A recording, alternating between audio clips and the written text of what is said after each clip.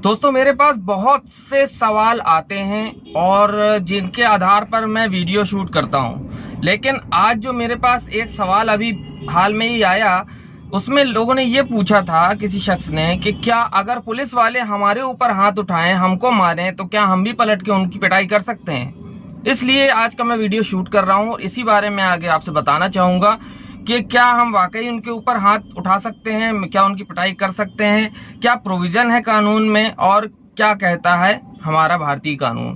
तो दोस्तों मैं आपका दोस्त फरहान, तो चलिए शुरू करते हैं। दोस्तों सबसे पहली बात, अगर कोई लोक सेवक, चाहे वो पुलिस वाला हो या कोई भी लोक सेवक है, अगर वो अपने कर्तव्य का निर्वहन कर रहा है, यानी कि अपनी ड्यूटी कर रहा है, तो बेशक करे, लेकिन उस ड्यूटी के निर्वहन में कहीं भी मारपीट शामिल नहीं है, अभद्रता शामिल नहीं है, गाली गलौज शामिल नहीं है, यानी ये वो नहीं कर सकता। ठीक है।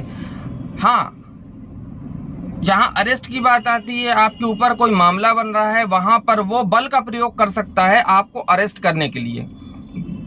लेकिन मारपीट, अगर आपका कोई मामला ऐसा नहीं है या अरेस्ट किसी का होना है और नॉर्मली हो रहा है, तो उसके साथ मारपीट या अभद्र व्यवहार नहीं कर सकता, उसके घर वालों के साथ अभद्र व्यवहार नहीं कर सकता।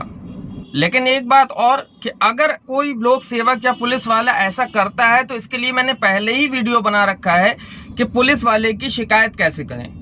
तो 166 आईपीसी में इस बात को पनिशेबल बताया गया है कि अगर कोई लोक सेवक लॉ का उल्लंघन करता है, यानी कि डिसओबे कर रहा है लॉ को, और उसका इंटेंशन किसी पर्सन को इंजरी देना है, यानी किसी को उपधिकारित करना है, किसी को ग्रेवियस हर्ट देना है, तो वह सजा उसको होगी, जो कि 1 साल की साधारण कारावास है, या जुर्माना है, या दोनों है।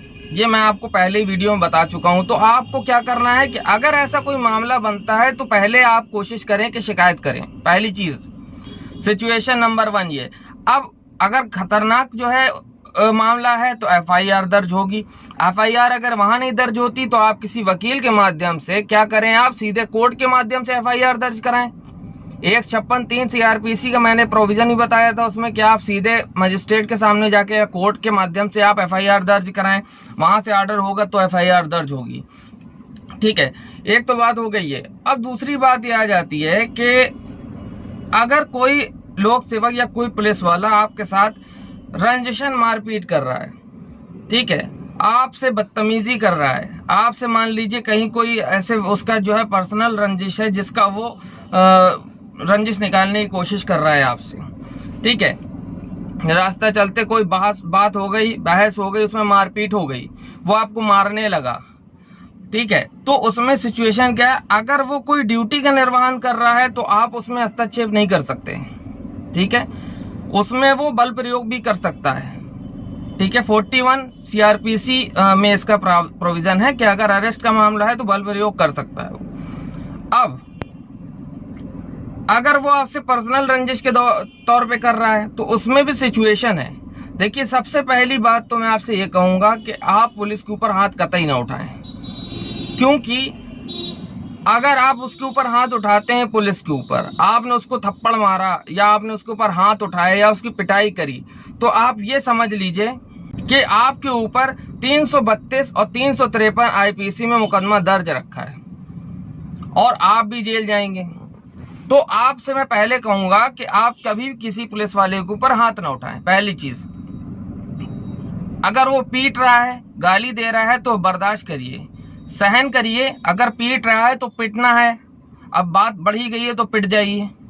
उसके बाद 166 आईपीसी में आप जो है एफआईआर उसके खिलाफ दर्ज कराइए, कोर्ट में जाइए। ये आपको हिम्मत करनी पड़ेगी। जब आप इतनी हिम्मत कर सकते हो कि पुलिस वाले को मारने के लिए आप तैयार हो, ठीक है, तो आप एफआईआर के लिए भी हिम्मत कर सकते हो।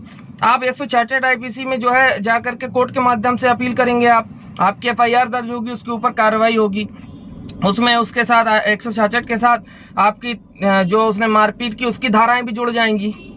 ठीक है, गाली गलौज की धाराएं भी जुड़ जाएंगी, धमकी देने की भी धाराएं जुड़ जाएंगी, जो भी उसने किया है। तो एक तो प्रोसीजर ये हो गया। तो मेरी सलाह कि आप पहले तो अपने आप में संयम बरतें, आप सब्र करें, आपको हाथ नहीं उठाना है। अब आती सिचुएशन दूसरी। हाथ आप कब उठा सकते हो, जो सवाल पूछा गया मुझसे उसके हिसाब से आप हाथ कब उठा सकते हो। तो देखिए, एक चीज होती है प्राइवेट डिफेंस, जिसको आईपीसी में 96 आईपीसी से 100 आईपीसी तक उसमें प्रोविजन बताए गए हैं। 100 आईपीसी हमको ये कहती है कि जब कोई भी शख्स आपके ऊपर ग्रेवियस हर्ट दे या आपकी जान को खतरा हो या कुछ ऐसी और सिचुएशन, जैसे औरत के साथ बलात्कार का मामला हो, आपके अपहरण का मामला हो, ठीक है, आपको ग्रेवियस हर्ट का मामला हो या आपको जान जाने का खतरा हो जाए, उस कंडीशन में तो आप सामने वाले को जान से ही मार सकते हैं। लेकिन ये सिचुएशन होनी चाहिए। अब एक लोक सेवक अगर इस तरह की सिचुएशन आपके साथ करता है, कौन सी घोर उपधिकारित करता है, ग्रेवियस हर्ट देता है। ग्रेवियस हर्ट की कुछ सिचुएशंस हैं, जैसे कि उसने आपकी आंख फोड़ दी, आपका हाथ जोड़ से अलग कर दिया, तोड़ दिया, ठीक है, आपको उसने इतना मारा कि अब आपको लग रहा है कि मुझे मेरी जान ले लेगा, या कोई ऐसा हथियार लेके वो आपके ऊपर हमला कर रहा है कि आपको लग रहा है कि अब मेरी जान बचाना मुश्किल हो रहा है, ठीक है, या उसने कोई ऐसा खतरनाक हमला किया कि आपको ऐसी आशंका हुई कि अगला प्रहार इसका मेरी जान लेने के लिए है, तो उस कंडीशन में तो आपका प्राइवेट डिफेंस जो है वो बढ़ जाता है, कहां तक, सामने वाले की आप हत्या तक कर सकते हैं। लेकिन आपको खुद से उसे प्रोवोक नहीं करना है।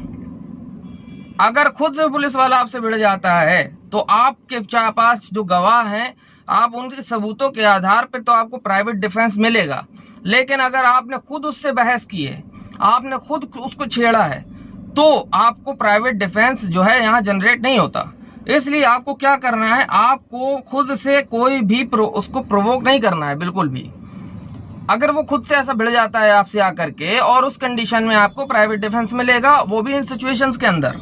पहली चीज तो आपको प्राइवेट डिफेंस मिलेगा, आप सामने वाले को मार सकते हो, जान भी ले सकते हो, चाहे वो पुलिस वाला हो, चाहे कोई भी लोक सेवक हो, या कोई भी अदर पर्सन हो, वहां पे आपका प्राइवेट डिफेंस मिलता है। एक लड़की का मामला होता है तो 376 वाला जो मामला है, बलात्कार या अपहरण टाइप का जो कुछ मामला है, 363 366 आईपीसी का, उसमें उसको ये अधिकार मिल जाता है कि वो सामने वाले को की हत्या तक कर सकती है। जिस तरीके से ये बचना चाहे, बचने के लिए जो वो सामने वाले को चाहे वो कर सकती है। मैक्सिमम तो हत्या ही होती है। तो लेकिन अब आप ये समझ लीजिए कि अगर आपने उसको खुद से प्रोवोक किया है तो आपको ये प्राइवेट डिफेंस नहीं जनरेट होगा।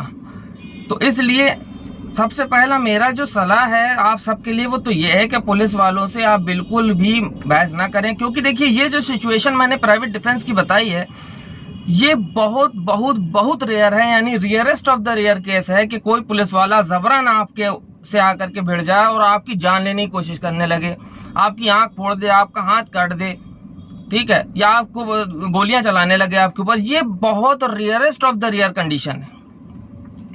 तो ये सिचुएशन जनरली नहीं होती, रेयरली भी नहीं होती। तो होता क्या है, जनरली हमारी उससे तू मैमा हुई, उसके बाद बात बढ़ गई, तो उस कंडीशन में आपको प्राइवेट डिफेंस नहीं मिलेगा। तो उस कंडीशन में आपको क्या करना है, आप बर्दाश्त कर लीजिए, आप उसकी बात को झेलिए, उसकी मारे तो मार भी खाना पड़ेगी आपको। हाथ उठाया तो 353 332 आईपीसी में आप जाओगे, बर्दाश्त करो। उसके बाद सीधे 166 आईपीसी में आप एफआईआर दर्ज कराओ। नहीं दर्ज हो रही तो आप सीधे कोर्ट में एक वकील के माध्यम से आप सीआरपीसी 156(3) में जो है परिवाद दायर करिए। 166 आईपीसी के साथ साथ मारपीट की भी धाराएं, गाली गलौज, धमकी भी धाराएं लगेंगी उसमें। तो बहरहाल उसको भयंकर पनिशमेंट मिलेगा। इसके अलावा पुलिस कंप्लेंट अथॉरिटी है, विजिलेंस है, वहां भी आप इसके लिए कर सकते हैं। तो देखिए, समझदारों की तरीके से मामले को हैंडल कीजिए। एक नौसिखियों की तरह से किसी भी चीज को हैंडल नहीं किया जाता, क्योंकि इससे कोई फायदा मिलने के बजाय सिर्फ नुकसान होते हैं, ठीक है। एक पढ़ा लिखा आदमी कभी किसी के थप्पड़ का जवाब उसको रास्ते में रोक के मारपीट करके नहीं देता, बल्कि वो इस तरीके से साइलेंटली जवाब देता है कि सामने वाले की जिंदगी बर्बाद हो जाए। इसलिए जो मैंने वीडियो बनाया है, इस बात को अच्छे से समझ लीजिए। 166 आईपीसी 156(3) मुकदमा दायर करके अपना जो भी आपका मामला है वो दर्ज करा सकते हैं, सजा दिला सकते हैं। सामने वाले को हिम्मत करना होगी आपको, जब आप यहाँ तक हिम्मत कर सकते हो कि हाँ किसी पुलिस वालों को मार दें। और दूसरी बात, ये किसी पुलिस वाले के ऊपर कभी भी हाथ ना उठाएं जब तक कि ये सिचुएशन ना आ जाए आपके सामने, और ये situation rarest of the rear है जो मैंने अभी बताई। तो उस सिचुएशन में तो आप किसी को जान भी ले सकते हो, चाहे वो पुलिस वाला हो चाहे कोई भी लोक सेवक हो, लेकिन उसके अलावा आप गलती से भी हाथ ना उठाएं, बर्दाश्त कर लें थोड़ा सा, उसके बाद सजा के और बहुत सारे रास्ते हैं।